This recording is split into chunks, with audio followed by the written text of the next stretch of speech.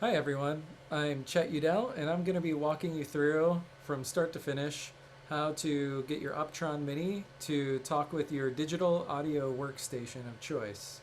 So first of all, get your Mini out, and I'd like for you to plug in the USB cable into the end of the Mini here, and then go ahead and plug your other end into your computer. I'm going to wait until the startup pattern starts on the Optron Mini.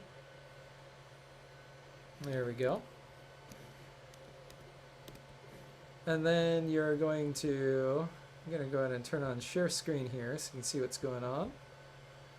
They're going to open up the program Max MSP, and you're going to go to Extras, Optron, and I like to go ahead and start from the homepage Hello World. And then go ahead and click on this if you're using the Mini to bring up the Optron Mini app. For pro users, if you want to just go to Optron, then Optron Mini app here, that's the same window here. And then again, if you need any help getting started, go ahead and click that, but I'm just going to go ahead and walk through connecting here nice and quick. And you will see the data percolating on there. All right, if you want to know more about connecting, you can watch this getting started video.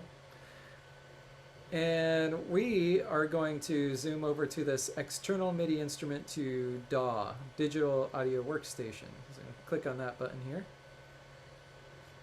And this is going to automatically send stuff out of this MIDI output. And we're going to do MIDI out module will send data to other programs. Let's set MIDI device from max 1. And we're going to keep this on note out. And this is going to be on control 1, channel 1. I don't think control really applies if you're sending note messages. I believe control is if you're doing control out. But channel is definitely going to be relevant here. So channel 1. What kinds of data is being sent? We have our pressure and our fret. Our pressure threshold is set to 0.2. So if we squeeze it, that's actually going to trigger our note here. And then the fret is going to be determined by our finger on the slider bar here. And that's going to control the pitch on the scale. You can change this if you want to. I'm just going to change this to C4 and something like harmonic minor. You'll notice as you go up and down the steps, that will play the corresponding pitch on the piano there. And then you have a couple other sensors. You have velocity on the AY axis, so tilting it up is going to be louder and tilting it lower is going to be softer. And that is going into a range setter. It's scaling it to a velocity of 64 to 127, so half the volume versus all the way up. If I find that anything, you can go lower. You can go ahead and adjust these if you want. So this is a lower volume. And you don't even have to click relearn. It automatically rescales it. You only need to click learn if you're changing the input range, not the output. All right. Aftertouch is going to be matched to pressure, and pitch bend is on the gyroscope X. So if you wiggle it back and forth, you'll get a nice little pitch bend. The amount of pitch bend is determined using the slider here, and you'll kind of see that so it gives you a bit of a vibrato if you wiggle it back and forth. It's kind of nice. So let's go ahead and open up a digital audio workstation. I work with Ableton, but this will work with Pro Tools or Logic. You're just going to want to Google, use the Jujles to determine how you're going to get into your respective MIDI map mode for your digital audio workstation. So here I'm going to go to something like my instruments, and I'm going to do like maybe wavetable based instruments, ambient and evolving, and I'm just going to go ahead and double click this to start a nice little wavetable bass synthesizer.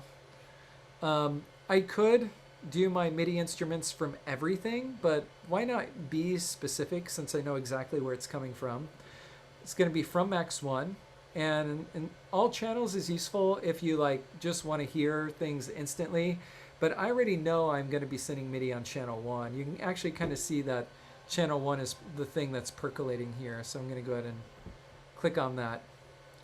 And in Ableton, an instrument is only going to be auditioned if it's armed. So make sure that that track is armed. You can actually shift click and arm multiple tracks. So be sure you do that. And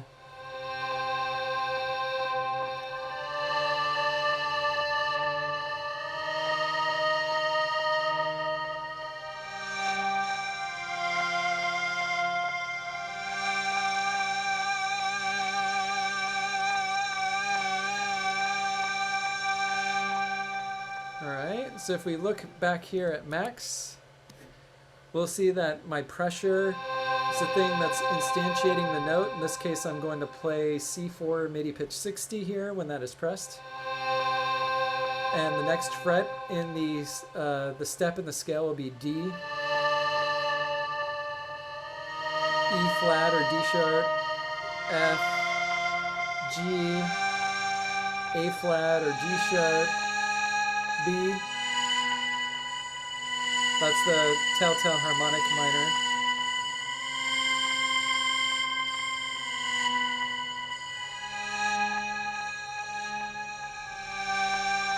All right, now the volume.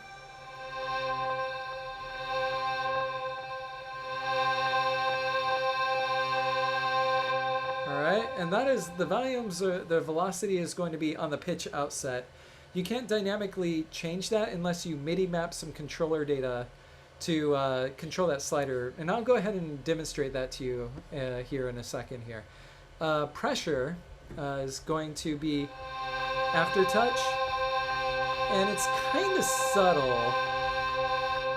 And I'll show you, you can kind of see the aftertouch here as I'm wiggling this around.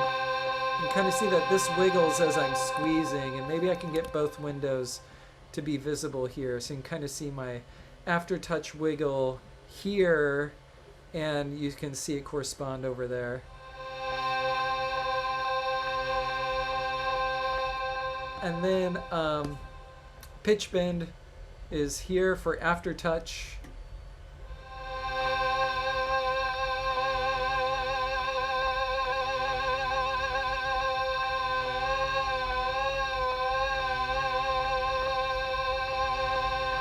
And you can change the sensitivity here. That's maybe a little too much, whereas, you know, something like 10 might be subtle enough.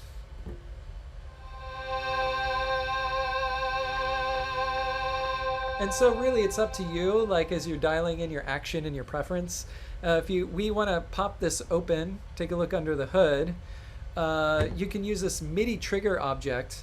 This note basically takes notes on and off from just a toggle, 0 for turning it off, 1 to turn it on. You got your MIDI pitch here, and then the velocity that you want to trigger that pitch goes into this inlet, and that all goes output of the MIDI trigger into this MIDI output module. We want to make sure that's set to note out. This one here, pressure is going into aftertouch, 0 to 127. And then this is the inlet that you want to connect pitch bend data into. And so if you really want to wire up your own thing, great. But you don't really have to pop open this patch and edit it to send note data from your Optron. You can just use this as is, and it should be fairly functional. All right, now let's take this a step further. I want to show you, maybe I'll just make a video for this to start from the beginning, but let's control that volume by using MIDI mapping features. So what I'm going to do is I'm going to turn this off, so I'm not sending additional MIDI data. I'm going to click on this MIDI out to send control data out, and I want my Y to also smoothly control the track volume. So this is my accelerometer Y. I'm going to enable this, and this is going to be a data input of -1 to +1 because that's my G-force. So you want this to match, this range to match the data that's coming in here. That's great. Smoothing basically is going to be the amount of response time versus how much you want to smooth that data over time. And so if you find your sensor data is a little jittery, you can increase that smoothing factor and it makes it nice and smooth.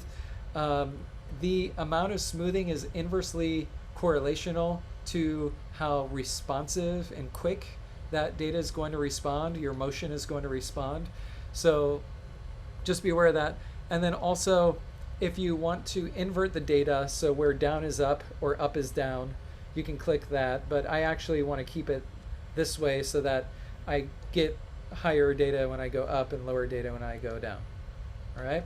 Now I'm going to control the track volume, this thing here. So I'm going to hit Command M in Ableton. This is going to, again, be different if you're using Logic or Pro Tools or some other digital audio workstation. So again, use the Googles to know how to do MIDI mapping. In this case, I'm going to click here, and I have one thing going on there. I am going to delete this arm track because I think that's the last thing I had clicked.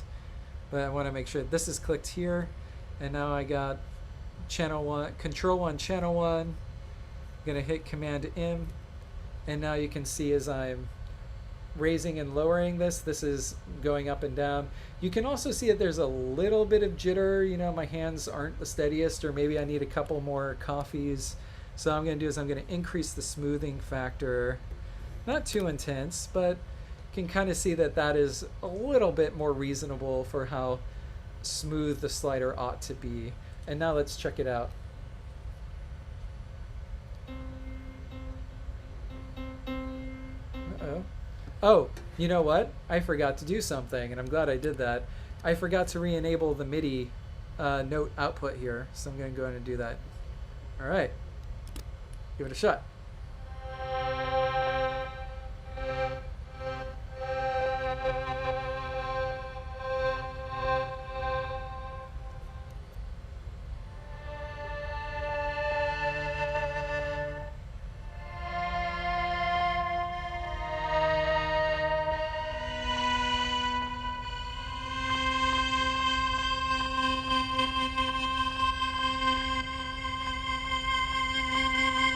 So on this axis, I can control tremolo, and this axis controls vibrato.